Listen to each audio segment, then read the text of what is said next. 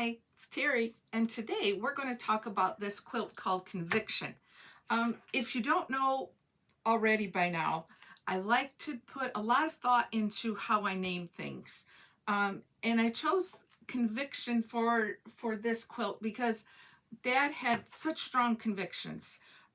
He was very black and white, and his black and white were black and white. So he was very faith, family, freedom first kind of man, which, plays into the red, white, and blue theme.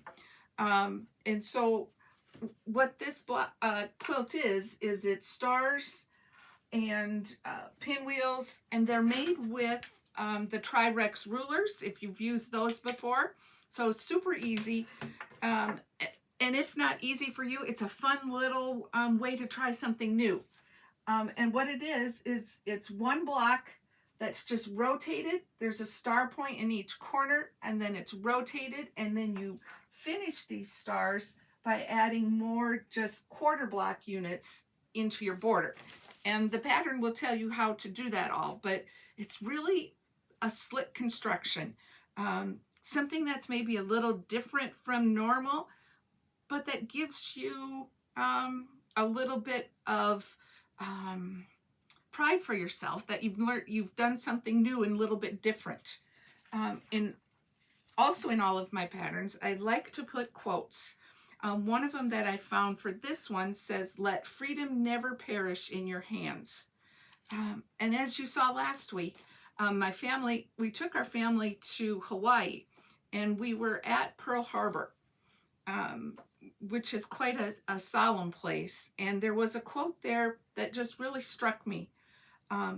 Those who have long enjoyed such privileges as we enjoy forget in time that men have died to win them. And this was by President Franklin D. Roosevelt. So many things to think about with that quote, that we all need to remember why we have this free country and how we have this free country that my father-in-law was so proud to serve. So yes, now I'll do a little bit of more showing on Conviction. I'll have Lauren come in and show you the quilting, because I was a long arm quilter before I became a pattern designer, and the quilting is always the final step in a quilt. And a customer would bring me this flat quilt top, and many times they would say, "Oh, I don't like it, it's ugly, just do whatever on it." But if you take some time and think about what you're going to be quilting on this quilt, it just brings them to life.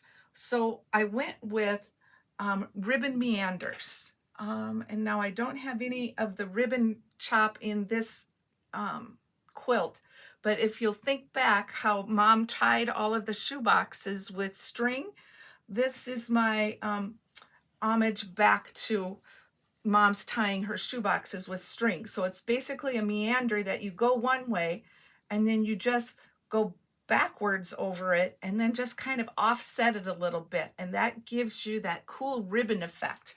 I also did that in the piano keyboarders, where they just kind of formed an X, but it's still that ribbon effect. So tying these two things together, quilting designs together, really just pulls the whole, it pulls the outside to the inside and the inside to the outside, so to say. So they are cohesive. In the stars, continuous curves are just a nice soft design that lets the star pop out. So, and then in the center, there's little orange peels. And all of this can be done freehand or even on a domestic machine if you do some practicing.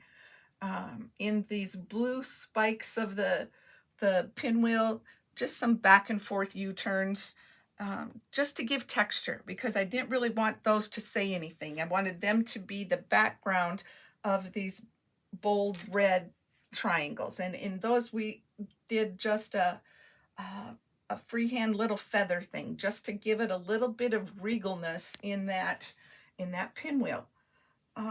So that's basically what I have for Conviction. The pattern will be on the website, and it's either PDF download or printable, or ask for it in your favorite quilt shop. Oh, one more thing. I did design it, but not make it, where I flipped the colors, where the background is white, but the star points are the dark navy. So that just gives it a whole nother look. So that is another option for you.